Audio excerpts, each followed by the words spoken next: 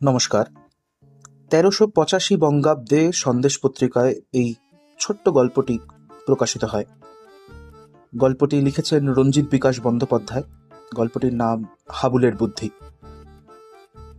শুরু করা যাক। নবীনবাবু খেতে বসেছেন। নবীনবাবুর আবার খাওয়ার শেষে একটু দই খাওয়া অভ্যাস। দইয়ের ভাঁড়টা কিরণবালা পাতের পাশে রেখে যেতেই বাড়ির পোষা বিড়ালটা মুখ দিল। সে দই খাওয়া চলে না, তাই কিরণবালা বাড়ির চাকর হাবুলকে ডেকে তার হাতে একটি টাকা দিয়ে বললেন, সামনের দোকান থেকে 1 টাকার দই নিয়ে আয়, তাড়াতাড়ি, দেরি করিস নে।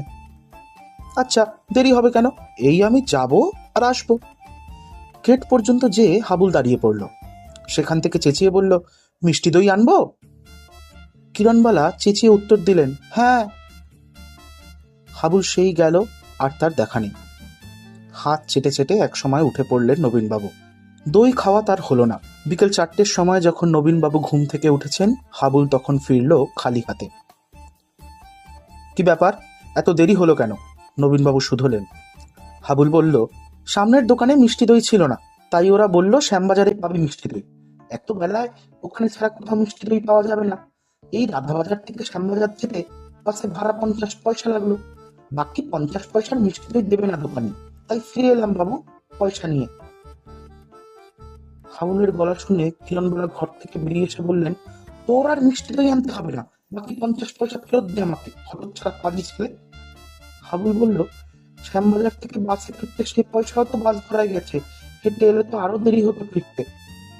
কিরণবালা বললেন, বুদ্ধির ঢেকি, যা চান করে খেয়ে নে, আমাকে উদ্ধার কর খেয়ে নিয়ে। নবীনবাবু বললেন, আহা, অত রাগ করছো কেন? ওর যদি অত বুদ্ধি থাকতো তাহলে তো অফিসেই চাকরি করতো। হাবুল চান করে খেতে বসলো। সে বুঝতেই পারলো না তার অপরাধ কোথায়। কিরণবালার কোমরের যন্ত্রণাটা কদিন হলো বেড়েছে। রাত্রে মোটেই ঘুমোতে পারেন না। ডাক্তারের কাছে যাওয়া দরকার, ওষুধ আনা না হলে উপায় নেই। নবীনবাবু বললেন, হাবুলকে পাঠাও না, ও ঠিক আনতে পারবে। আচ্ছা দাঁড়াও, আমি ওকে বুঝিয়ে বলে দিচ্ছি। কিরণবালা বললেন, তাই দাও, আমার শরীরের যা অবস্থা, তাতে ডাক্তারখানা পর্যন্ত যাওয়া খুবই কষ্টকর। নবীনবাবু হাবুলকে ডেকে ওর হাতে 5টি টাকার একখানি নোট দিয়ে বললেন, ডাক্তারবাবু যে ওষুধ লিখে দেবেন সেই কাগজখানা ওষুধের দোকানে দেখাবি, বলবি যা দাম লাগে কেটে নিয়ে বাকি পয়সা এই রুমালে বেঁধে দিন। আচ্ছা বলে হাবুল চলে গেল।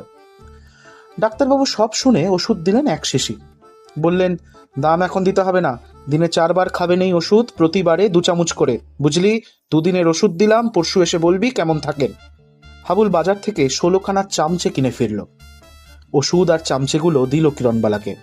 কিরণবালা ওষুধ আর 16খানা চামচে দেখে চমকে উঠে বললেন, এত চামচে আনলি কেন রে? ডাক্তারবাবু বলেছেন। ডাক্তারবাবু বলেছেন? কেন, অতগুলো চামচে দিয়ে কি হবে?